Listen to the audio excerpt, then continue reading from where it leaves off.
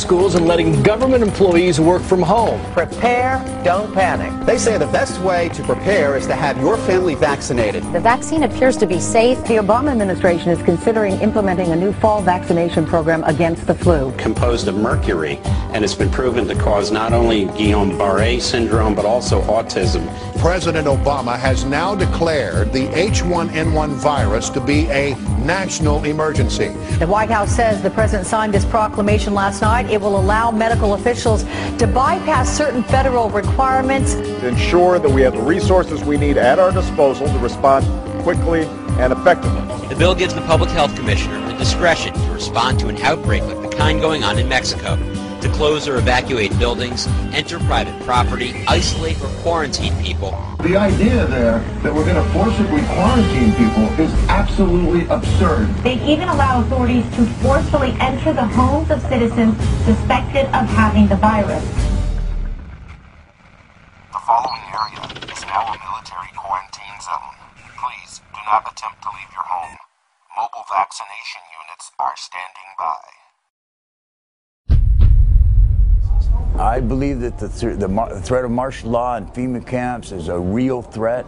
I believe that our administration and the prior administration has been setting this country, staging the country to pave the way to martial law by creating pandemic scares or whatever it is to induce this hysteria.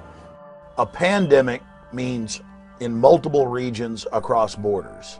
If you have one person who's sick in Mexico and one person who's sick in the United States, they can declare a pandemic. But in the people's minds, it conjures up the image of an epidemic, which is in one nation, but generally is associated with widespread numbers of illnesses and deaths.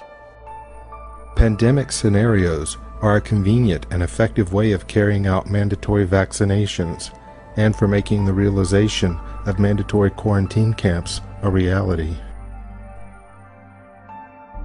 The World Health Organization is holding emergency meetings and may declare a worldwide pandemic. At that level, trade could be restricted, sports events and concerts could be canceled, and borders could be closed.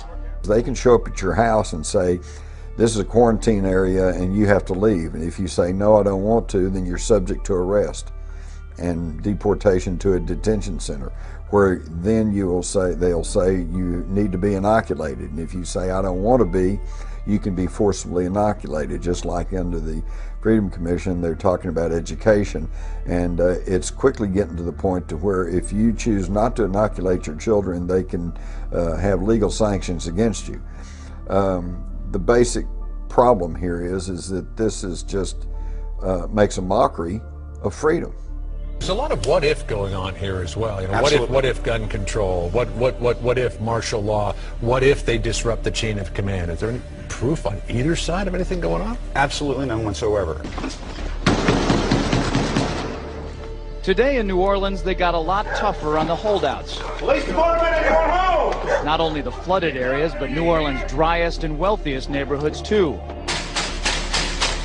Police department! The police and National Guard going street by street, house to house. We need to make sure, too, that whenever we knock on doors, people refuse to leave, we need to make note, call it in. So they say, but we want to stop these things before they happen. But at the same time, the question has to be asked, are they planting seeds in people's minds that these things could develop when really there's no likelihood that any of this is going to happen? Sometimes entering open houses with guns drawn and instructions to disarm anyone inside. You say guns will be taken? No one will be able to be armed. We will take all weapons. That happened today in this wealthy neighborhood where homeowners had armed themselves to protect their mansions. Residents were handcuffed on the ground. They were a little bit threatened because our weapons were bigger than their weapons. For many of the police and guard troops, it is an uncomfortable job to do this in an American city. Well, I don't want you in here. We're not going to do that. I don't want you in here, period. But there's a mandatory evacuation. I know all about it. All of a sudden, they were banging on the front door, the side door, and the back door. They said, let us in. Patty tried to explain. She was on dry land, she had plenty of food and water, and didn't want to abandon her dogs. But it didn't matter. If you see 6 or 8 police that look like linebackers pushing you in a corner, you're in shock. I'm saying, look at all my food. I got plenty of food. They kept pushing me back, and ended up like this. Well, the Jushikoni's protests were to no avail. They moved her out of there. We've activated our National Guard and our statewide fire and emergency services, and we're going to be bringing those in to relieve the city forces as the afternoon goes on. Also in Massachusetts, the legislature is acting rapidly on a bill updating what the state can do in a public health emergency. Massachusetts proposing legislation that would allow police to forcefully quarantine residents and even impose martial law without a warrant. The state of Massachusetts, both houses of the legislature have enacted this law, and once Governor Deval Patrick signs it, and he says that he will, it'll become the law, and it will allow him to declare an emergency. And once he declares an emergency, he can authorize non-healthcare licensed personnel, read that to mean police, to vaccinate people against their will. Now, can they force adults to take vaccination? No. They will incarcerate adults without a trial, without charges, without even a search warrant, who refuse to be vaccinated. This is what the statute authorizes. It also authorizes the statute also authorizes the police to remove children from adults, vaccinate them against the will of the child and the will of the parent.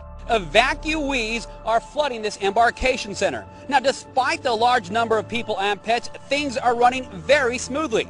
Now, this efficiency can be attributed to a technology solution brought on by Radiant RFID, which uses RFID wristbands and RFID portals. The jurisdiction is able to get an accurate manifest on every single person getting on the bus just by walking them through this simple portal. Pets and critical medical equipment belonging to the evacuees pass through this RFID portal and are immediately added to the manifest as well. Bus loading personnel no longer need to scan each person on the bus with a barcode system like this one, a process that can be consuming when time is of the essence. All right, guys, Armed Ghost 1984 here with you on Monday, June the 29th. I'm cruising down the road, and lo and behold, what did I come across? Look at this bad boy. Woo! How you like that? Brunswick County Emergency Services Mass Evacuation Bus. Are you guys kidding me? Mass evacuation bus. What on earth is this thing all about? The Military Commissions Act, one of the names that went by was HR 6166, if I recall. And that was the last Congress in the Bush administration passed that one. And that allowed for Americans to be secretly rounded up with no trial and secretly even executed. And that also had discussion of detention in that legislation. And I remember when that came out, I said, this is, I can't believe that America is involved with something like this. Who knows? Who cares? My thing I don't care is, who am I going to ask? Am I going to test it? Am I going to use it on my dog, my kid? That's not the point. I don't care how safe and effective it is. That was not the point. It was to have the government was going to force an elixir inside my flesh without my willing consent. Not going to happen. In 1999, I enrolled in the local police academy, which is put out through Drury University, and it's to get your state certification as a peace officer in the state of Missouri. I graduated from that in the year 2000 and became a state certified peace officer. You know, there's a lot of legal training of what you're allowed to do, what you're not allowed to do. There's many, many hours of that type of training. Of course, there's also your firearms training, hand-to-hand combat training, defensive driving, use of baton, use of shotguns, use of handguns, takedown tactics, domestic violence training, working with DWI and narcotics. I've received training on all of those areas. I was working for one of the local hospitals as a security officer, and my supervisor notified me that there was a training opportunity. A team was being formed with Homeland Security, and they asked me to be part of this team, and so I hoping to get some extra training and also see an insight of what actually was going on with Homeland Security. I accepted the offer and volunteered to be on this team. All they told us that it would be training on chemical, nuclear, and biological terrorism. We've been taught for several years that nuclear, chemical, biological agents and effects are out there by several of our enemies to use at any given time. They showed a lot of slides of police officers or firemen dealing with a chemical fire or dealing with some type of chemical spill. So they would show pictures of bodies, either still alive or dead that had been exposed to different weapons, so that that fear factor started setting in, and they were letting us know that how serious this was. Now to the latest on H1N1 and new figures showing a four-fold increase in its death toll. Well, stockpiling vaccines, closing schools, and letting government employees work from home. Desperate times now calling for desperate measures in the Sunshine State. Florida health officials preparing for 5 million possible swine flu cases. Primarily, our job as law enforcement would be to remove the people from their homes. They told us that there would be usually the city buses or school buses would be brought into the neighborhoods. We would go door to door in teams, and we would evacuate the people from their homes and take them to a decontamination area. They told us that this would be a rough thing for us to do, that we needed to prepare ourselves physically and mentally for the fact that we are removing people from their homes, that a lot of people aren't going to want to go. They may not realize that there's some type of danger out there, they told us, and that it would be for their greater good for us to take them to these decontamination areas for their safety. So we talked about having to actually go door to door, knock on the door, explain to them what's going on, that they need to come with us so that for their safety, so they can be decontaminated because they may already be exposed. And they told us that people aren't going to want to leave their home, but this is not an option, that once the orders are given that a mass evacuation must happen, it has now become law. If you've been diagnosed with probable or presumed 2009 H1N1 or swine flu in recent months, you may be surprised to know this. The odds are you didn't have H1N1 flu. In fact, you probably didn't have flu at all. We were told that takedown tactics would be necessary. Some of these people will not go willingly. We must take them down.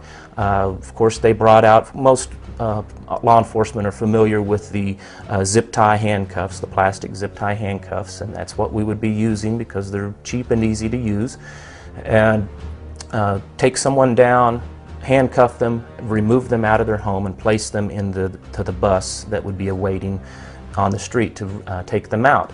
They also talked to us about the fact that a lot of homeowners